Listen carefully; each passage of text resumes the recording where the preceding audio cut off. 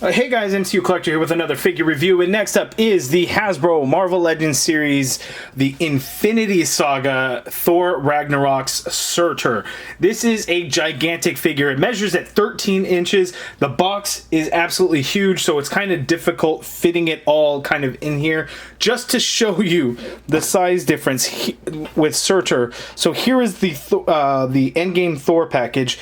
You could see how much bigger this thing is. The width is actually surprisingly about the same, but the height difference is like insane. Like, that's crazy. This thing is huge, and it's awesome. So I can't wait to get this thing out of the package and show you guys. I'll do some comparisons with like this version of Thor. The only thing is we didn't get a damn road-worn Thor at the beginning of the movie where he actually goes up against Surtur. So that kind of sucks. But I will put him up against with the Thor Ragnarok Thor, as well as this new one, just to kind of show you guys some of the height differences. I will also have like Hulk in there next to Surtur, you know, big monster. We'll see how he kind of sizes up compared to him. And then we'll also take a look at a old 12-inch Marvel Legends figure to see kind of if the size is kind of about right. So we'll take a look at that. Really cool. The packaging is actually the same as the other Infinity Saga ones. It's just kind of enlarged. So the side panels are going to be the same. No difference actually in there. But looking at the back of the package, we actually get the Thor poster. The bio reads, "Empowered by the eternal flame, the demon Surtur rises from the ashes to unleash his fury upon Asgard." So that is pretty cool. And without further ado, let's get this guy out. Okay, so this guy is just too damn tall to get it to really fit in the frame and for it to make sense. But here he is in all his glory, and then for the rest of the clips I may show kind of different sections of him to really make it fit. But there is Surtur, and he is awesome. But he is on the light side, so don't expect a super solid figure or anything. He feels hollow in a lot of portions, which is to be expected, especially in the torso and everything like that. So, of course, the thing about it is, though, and I want to say that Hasbro during that Fan Fest had said that one of their upcoming Fortnite figures was the first translucent plastic figure to go pinless. I think that's what they said. Correct me if I'm wrong down in the comments below. But I think that's what they said. Surtur is pinless. Surtur uses translucent plastic. So wouldn't he technically be the first figure to do that? Hasbro guys, if you're watching this, isn't that right? Don't you guys get that? Not Fortnite? Because those figures haven't released yet or anything, and it should go off of whichever figure actually releases first, right? So I'm just going to stick with that. But this guy is translucent, so you can shine lights through him, which I'm going to show you guys now. I guess we could probably do that with just those lights off. But like if you go with a light on the back, you can see that light is going right through on the legs and the torso piece and everything. Maybe if I bring it in closer you guys could see, but yeah, you could see the light shining all the way through. So this guy is a translucent plastic. He's not super translucent or anything, and you have the wash over it to kind of show that lava like burnt effect in there. But this guy is translucent. He is. So I think Hasbro should take that credit. In terms of accessories, out of the package, he has two open holding hands, and then he has one for his right hand. He has this open hand here, kind of straight out with his fingers out. Then he also has a fist just for his left. He does not have a fist for his right, which is kind of odd, I guess. It's a bit weird. And then, of course, he has this gigantic-ass sword. What's really cool about this, it's this deep red, which is really nice. And we have a lot of real dark red in here, which kind of goes. And then the blade itself is kind of a brighter red. It is pretty cool. It is soft. It's not necessarily flimsy, but it's something that can warp for sure over time. But it just looks really, really nice. There's a lot of sculpted detail in there. Let's see if we can get in there, so you can kind of see how it looks. But you could see just kind of, it has that, you know, the lava flow, like textured look to it, which is really, really cool. So I really like that. It's a nice contrast to his body where he's mostly orange, but the sword is this nice red. So that is really cool. I'm going to show you guys an up close look at his hand here. to show you guys kind of that translucent look to it. So it is all an orange plastic and then just like this black paint washed over it to kind of show, like if you look at lava, right, so you got a lot of the dried portions of the rock flowing with the extra hot flowing orange melted portion. That's how this looks, and it just looks amazing. I really like that. And then all over throughout the rest of the figure, it is just insane. Really cool. So now let's take a closer look at some of the details of this guy. Okay, so I have the brightness levels up high so you can really see the details, but this thing is just incredible. Looking at his head, we get white for the eyes there. He has an open mouth, and you could see like the sculpted detail of his teeth, his tongue, and everything in there. It just comes out looking absolutely incredible. The horn portion of the crown is kind of loose. Can the head pop off? Didn't want to pop off the head. It popped off the head. Which is, it's nice and soft so that you don't have to worry about these things breaking or anything. It's not warped out of the package, luckily, but just looks absolutely incredible. I love the way it looks. His horns kind of almost have that deep red like the sword, but you can see it is more of an orange color. We just get a lot more of the black paint kind of throughout that wash to make it look like that. But that is just really nice. You know, some areas look like a darker orange, whereas some, like the top of his head, have a more of a yellow look to it. Really nice the way it came out looking.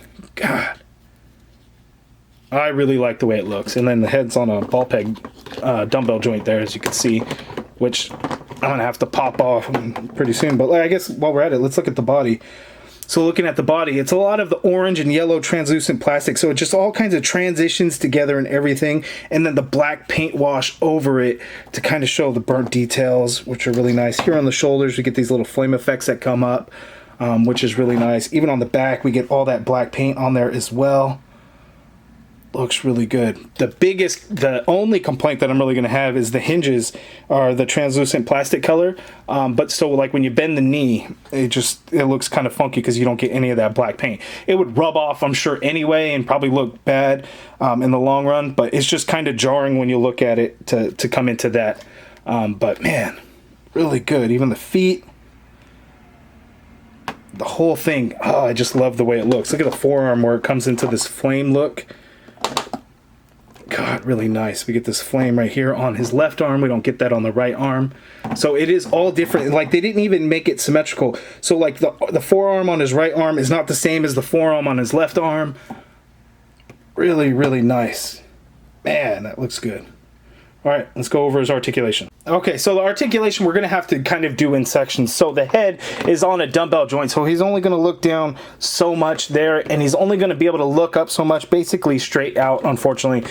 Swivel, and then you get some nice neck pivot and stuff because of the dumbbell joint. So the shoulders, here's where it gets tough. Like this left arm, I can't get the shoulder to really come out so much that way, but if I turn the arm up, I can kind of bring it out a little bit, but the ball joint of the shoulder is just too large, and the way they molded some of the details of it, you just can't. And then if I want to force it, it's gonna start pulling apart this torso and cracking it. Like I could see it coming apart already.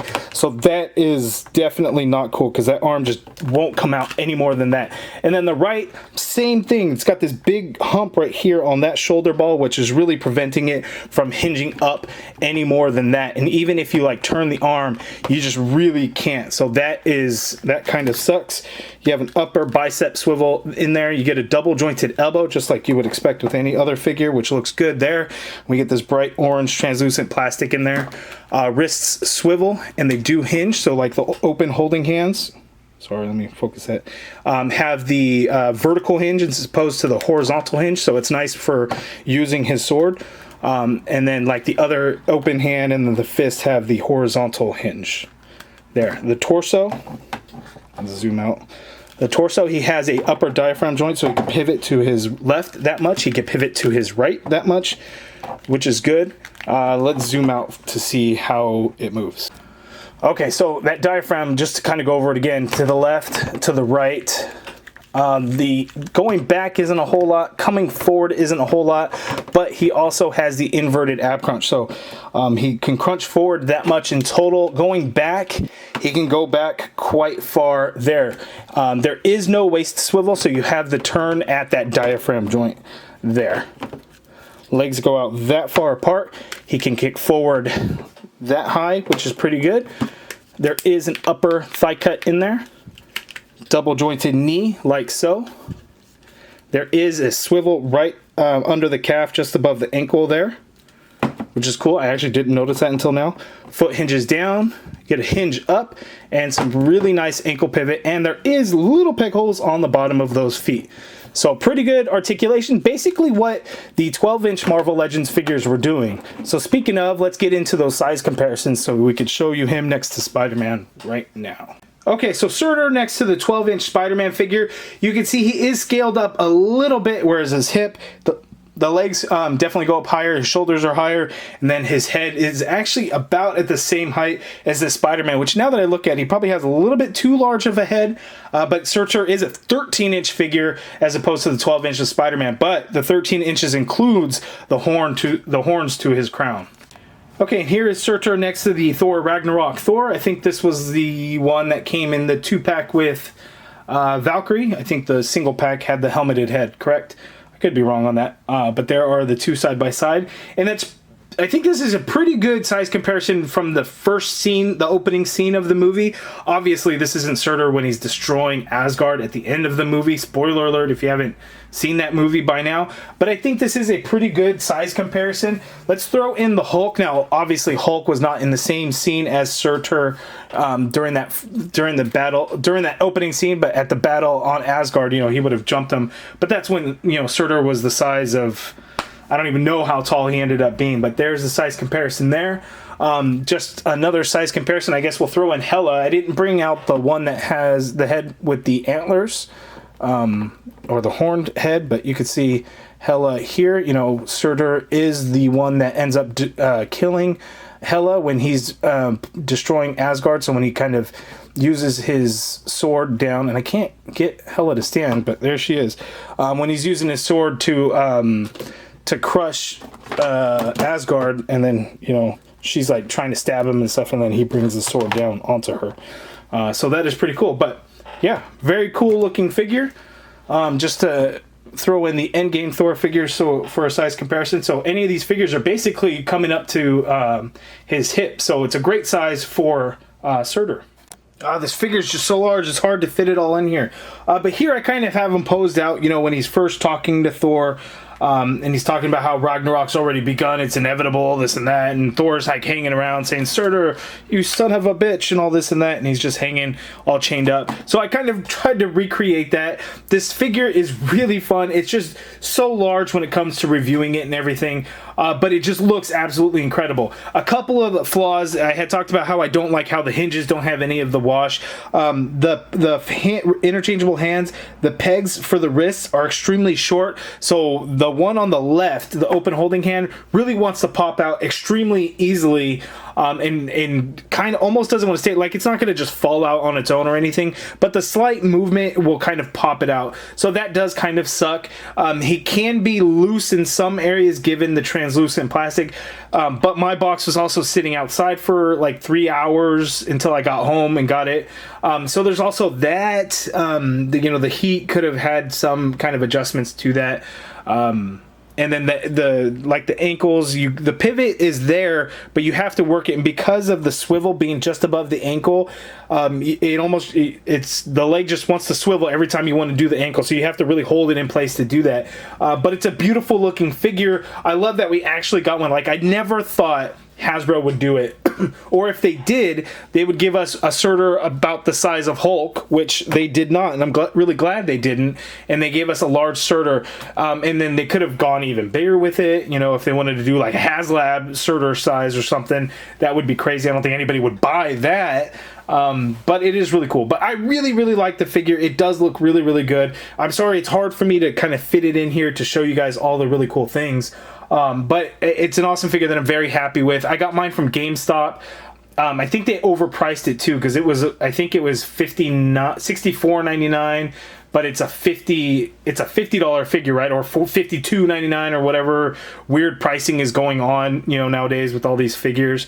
But they had it in stock, so I ordered it and got it in, and I'm happy with it. I'm very happy with it because it's an awesome looking figure. Again, just something that I never thought we would get, and Hasbro did it. So kudos to the Hasbro team for actually doing that. I feel like we actually got a fair amount of Thor Ragnarok figures, right? We didn't get any figures previously for the other two Thor movies. So I'm glad that we got Thor Ragnarok was really kind of getting taken care of quite a bit, actually. You know, we got Hela twice, we got Thor a couple of times, and things like that. So it's nice to see that an additional figure coming out, we have Surtur. So you guys let me know down in the comments below, what do you think of this figure? Are you excited to get it? You guys let me know down in the comments below. If you guys like this video, please do me a favor and hit that thumbs up button. Subscribe if you haven't already done so. And as always, thank you for watching.